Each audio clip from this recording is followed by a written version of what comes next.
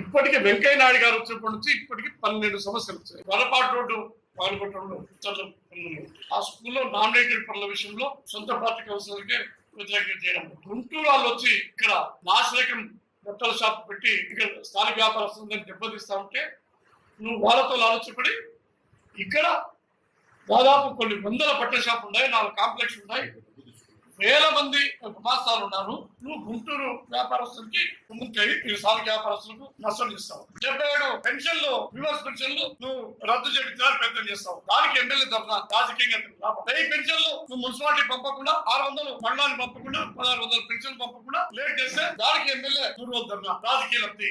Park కట్టద్దని చెప్పి మొత్తం ఊరంతా మొత్తుకుంటా ఉంటే మేము చెప్పారు 3 నెలల మంది చెప్తాను పార్క్ లో ట్యాంక్ కట్టద్దంటా ఉంటే ఆడపై నువ్వు అటం పట్టావు కడతావు ట్యాంక్ కడతావు. మళ్ళీ ఎమ్మెల్యే చేతికి సబ్జెక్ట్ పాత బస్ స్టాండ్ లో అక్కడ మస్తుగా ఖాళీ ఉంది, పక్కన ఖాళీ ఉంటే అన్నా క్యాంటీన్ అక్కడ కట్టమని అంత ఊరంతా అంటా ఉంటే అక్కడ వ్యాపారస్తులు చిన్న వాళ్ళతో మొత్తుకుంటా ఉంటే అవి బాగొట్టడానికి నువ్వు మళ్ళా మనుషులు పంపిస్తావు. మళ్ళీ ఎమ్మెల్యే 3 రోజులు అన్నాడా ట్యాంక్ కట్టద్దని రిజర్వేషన్ పాస్ చేస్తే ఆ రిజర్వేషన్ అమలు చెప్పినా రిజర్వేషన్ పాస్ చేసినా కూడా ఏకగ్రీవంగా పాస్ చేస్తే కూడా ఆడ పనిచేస్తాను. నువ్వు కేవలం 3 నెలల్లో 12 విషయాల్లో వైఎస్ఆర్ పార్టీకి లబ్ధి చేకూరేట్టుగా చేస్తే పార్టీని భూస్థాపితం చేస్తానికి నువ్వు ప్రయత్నం చేస్తే మేము ఆ సమస్యలు మేము తీసుకుని పోరాటం చేయకుండా నీకంటే భవిష్యత్తు లేదు. నీకు నెత్తి మీద 10 ఓట్లు పెట్టినా కూడా 1 ఓటు వేసేవాడు కూడా నీకు లేదు.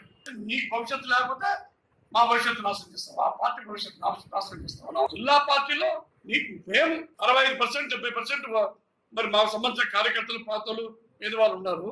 ఒక పెన్షన్ నువ్వు ఇవ్వవా, ఒక ఇల్లు ఇవ్వవా, నువ్వు ఇన్ఛార్జ్వా, నువ్వు కాదు వర్గాలు నడిపేది సీఎం రమేష్ వర్గాలు నడుపుతాడా? నీకు ఓట్లు కావాల్సిన నువ్వు వర్గాలు నడుపుతా అంటే మళ్ళీ గోగండి పోయి నువ్వు వర్గాలు నడుపుతా ఉంటే నువ్వే చెప్తావా ఫ్యాక్షన్ గురించి మాట్లాడుతున్నావు. నువ్వు అహంకారంగా మాట్లాడి ఇది రాజకీయ పరిమితి మించిపోయి ఫ్యాక్షన్ వచ్చే విధంగా నువ్వు మాట్లాడుతున్నావు చెప్తున్నావు. మీ అబ్బాయి మీ నాయనది నీది ఫ్యాక్షన్ కుటుంబం కాబట్టి నీకు ఆ ఫ్యాక్షన్ బుద్ధులు రెచ్చగొట్టే బుద్ధులు అవతల ఎంత సంయమనం పాటించినా అవతల ఎంత ఓపిక ఉన్నా కూడా నువ్వు రెచ్చగొడతావా? నువ్వు రెచ్చగొట్టి మా దూరకు వచ్చి నువ్వు తప్పుకుంటావని అడుగుతున్నాం. వరదరాజు రెడ్డి అభ్యర్థిగా కాదు టికెట్ వచ్చిన వాళ్ళతో పాటు ఓట్లు అడిగేదానికి కూడా పనికిరాడు. ఈ వరదరాజు రెడ్డి అభ్యర్థితో పాటు ఓట్లు అడిగినా కూడా వచ్చే ఓట్లు కూడా పోతాయి, అడిగేదానికి కూడా పనికిరాడు.